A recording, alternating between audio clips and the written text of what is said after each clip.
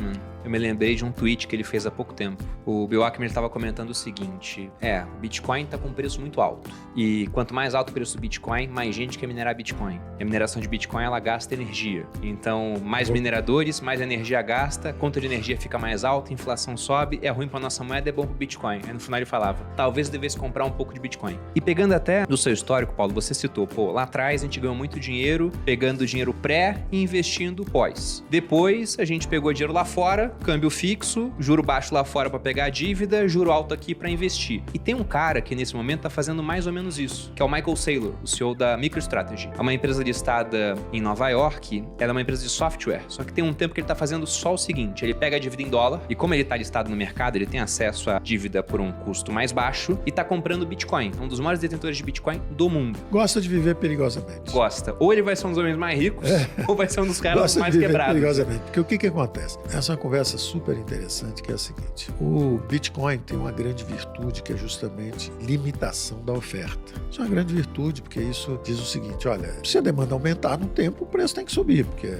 a oferta está relativamente limitada. Isso é bom, isso é uma virtude que as moedas fiduciárias não têm. Na hora que nós mudamos o regime do padrão ouro para as moedas fiduciárias, nós cortamos essa limitação. E de lá para cá, você tem as economias fiduciárias viraram experimentos extraordinários, a humanidade enriqueceu, foi tudo bem, só não contaram o final. A gente não sabe o final, a gente não sabe o final do experimento. E o final do experimento pode ser muito bom ou pode ser muito ruim. Depende da nossa transição desse sistema para o que vem depois. Eu achava que a transição aconteceria numa combinação de novas tecnologias com os fundamentos da moeda. Não adianta ter só a tecnologia. O exemplo que eu dou sempre é o seguinte, o Bitcoin é ótimo, é a moeda do futuro. Vai ali e compra um sanduíche no McDonald's, paga com Bitcoin. Toma um táxi, paga com Bitcoin. Se aceitarem, tá tudo certo. Porque moeda não é o que a gente imagina que tem valor. Essa é uma das funções da moeda, reserva de valor. Essa é uma bela, digamos assim, dimensão do Bitcoin. Pode ser uma reserva de valor.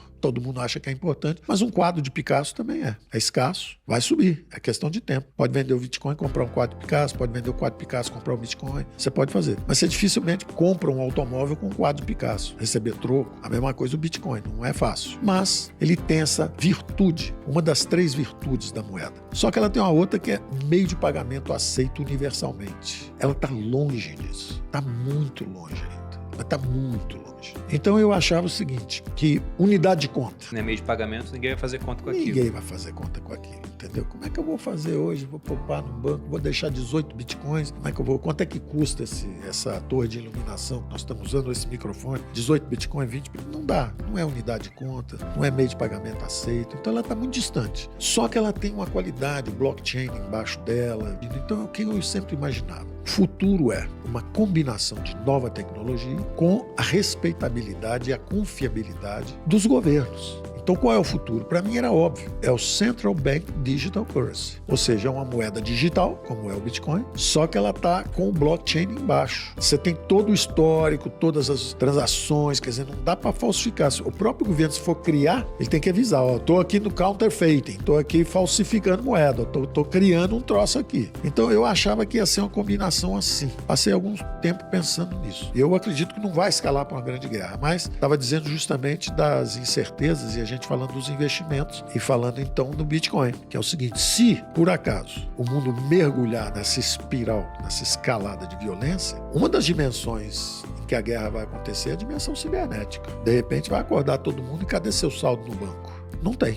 Então, parte do pacote que faz o hedge contra um ataque a uma moeda fiduciária vai ser o Bitcoin. Então, os bancos centrais estão comprando loucamente ouro e os privados estão fazendo a corrida ao Bitcoin. Então, por razões que não são as que pensaram originalmente, isso pode até ser uma espécie de reserva de valor. Eu concordo, porque essa parte de moeda, eu conheço muita gente que é muito mais entusiasta do que eu nessa ideia. E eu falo justamente o contrário. Eu falo, cara, pra que eu vou comprar um carro em Bitcoin? Supondo que alguém aceite me vender um carro em Bitcoin aqui no Brasil. Se eu posso pagar em reais real, que é programado para ter uma inflação, se a meta do Banco Central for cumprida é 3%. Guarda o Bitcoin. Né? Isso é a lei de Gresham. Exatamente, lei de Gresham. Então, para que eu vou Moeda gastar boa- moeda boa se eu posso gastar moeda ruim? A moeda boa elimina, mano. Então, justamente por isso, é um negócio que tende a ser entesourado. E eu li há pouco tempo um livro chamado Padrão Fiduciário, é de um economista chamado Saifedean Amos, que ele adora criptomoedas. Ele estava falando sobre o padrão fiduciário, por que ele substituiu o padrão ouro, e ele advoga a favor de uma questão de vendabilidade espacial. Ele fala o seguinte: o ouro tem uma vendabilidade temporal muito boa, porque passam milhares de anos, o ouro tem valor. Se eu volto pro passado com ouro, eu consigo trocar por comida, por roupa, por abrigo. Verdade. Ele fala que na moeda fiduciária, a gente tem uma vendabilidade temporal ruim, porque ela perde valor. Qual vai ser o valor de R$50 daqui a 30 anos? Muito baixo. Pouco, provavelmente. Muito baixo. Se não for inexistente, vai que a Muito gente troca pouco. de moeda de novo. Sim. Já a vendabilidade espacial é muito boa da moeda fiduciária, porque eu posso mandar dinheiro para um cara que tá no Acre, Isso. um Pix. Com o Pix. Exato. Perfeito. Ou posso fazer uma transação internacional para um cara que tá no Japão também, de uma maneira mais tranquila. Com ouro, eu teria que mandar ouro até o Japão para esse cara, Mas, olha o custo mas disso. querem tokenizar o ouro para você poder fazer isso com o ouro. É esse o ponto que ele fala do Bitcoin. Ele fala isso. que ele une essa vendabilidade espacial boa da moeda fiduciária com a vendabilidade temporal boa do ouro. Então, uma das coisas que ele defende, esse cara não enxerga o Bitcoin sendo usado como moeda no dia a dia. Ele fala que não é Mas visão que dele. ele será, na verdade, o lastro Pode da ser um moeda, lastro. da moeda supranacional. É interessante porque o Ele Hayek... enxerga como, por exemplo, Paulo, no seguinte: a Rússia ela não pode mais transacionar em dólar direito, por causa das sanções. A Rússia tem que pagar por insumos que ela está comprando de um outro país, e o país não quer receber em rublo. Ele fala: ó, você pode me pagar em ouro, mas como é que chega esse ouro lá? Só se for tokenizado. Ou, você tem Bitcoin aí, você pode me pagar em Bitcoin. Porque a transação em Bitcoin, se eu te mando R$100 em Bitcoin ou 1 bilhão em Bitcoin, a taxa é a mesma. Ela é baixa para 1 bilhão e ela pode ser meio alta para os R$100. Daria hoje, sei lá, uma taxa de uns R$20 para fazer isso. É muito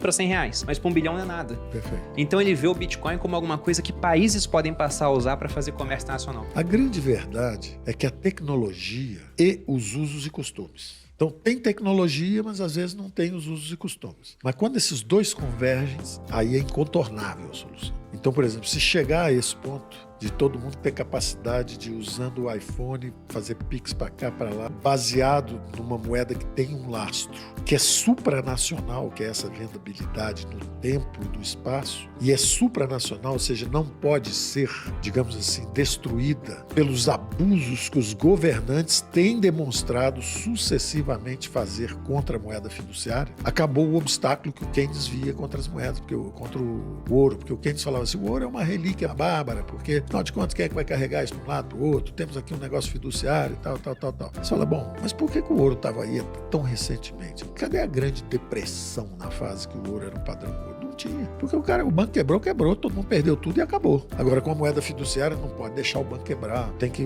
garantir os depositantes, tem que fazer isso, fazer aquilo. Aí, de repente, aí o governo entra, aí prorroga aquele negócio, em vez de deixar ter uma perda de capital, garante.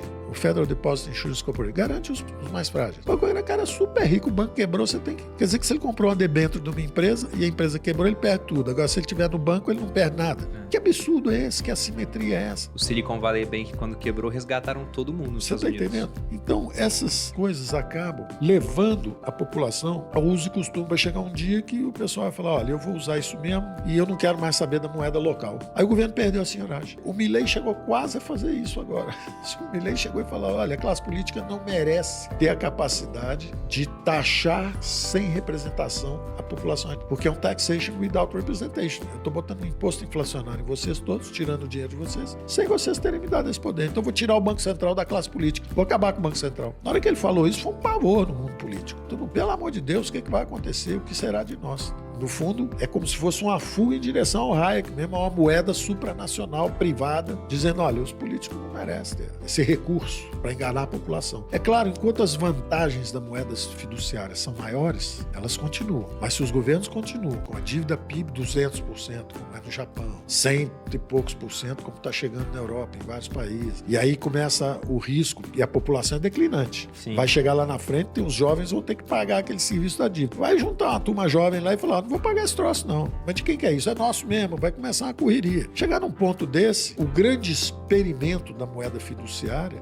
terá acabado. Eu acho que antes de chegar num ponto desse, os usos e costumes e a tecnologia vão prover soluções. Nós não sabemos ainda qual é. Eu achei que ia ser o Digital Bank Central Bank Digital Currency. Pelo jeito que os governos continuam gastando muito, não vai dar, porque vai ser digital, mas não vai ter o trust, não vai ter a confiança.